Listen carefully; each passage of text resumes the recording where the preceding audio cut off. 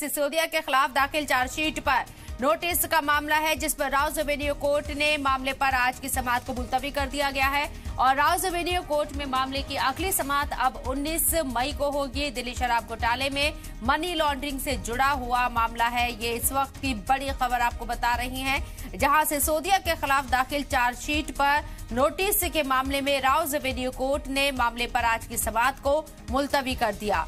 Rouse Avenue court में मामले की अगली समाअत अब 19 मई को होगी। दिल्ली शराब घोटाले में मनी लॉन्ड्रिंग से जुड़ा हुआ ये मामला है। वाज़ेह रही कि मनीष सिसोदिया की मुश्किलें कम होती हुई नजर नहीं आ रही है। शराब घोटाला मामले में मनी लॉन्ड्रिंग के इल्जाम उनके ऊपर लगे हैं और लगातार एक के बाद एक उनकी परेशानियों में इजाफा होता हुआ नजर आ रहा है। और अब ऐसे इस तरफ जो अभी बड़ी खबर सामने आ रही है, उसके मुताबिक राउज एवेन्यू कोर्ट इस मामले की अगली समाअत चार्जशीट पर 19 मई को करेगा।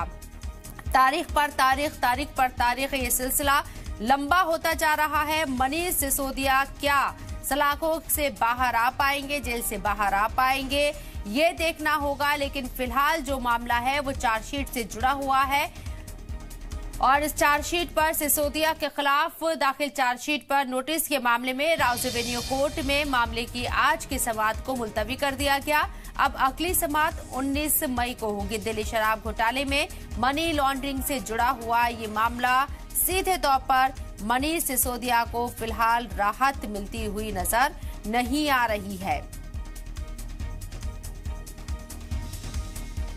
तो मनी लॉन्ड्रिंग से जुड़ा ये मामला है दिल्ली शराब घोटाले में और आज राउज एवेन्यू कोर्ट में चार्जशीट पर नोटिस को लेकर समाअत होनी थी, लेकिन फिलहाल ये समाअत टल गई है। अगली समाअत 19 मई को होगी।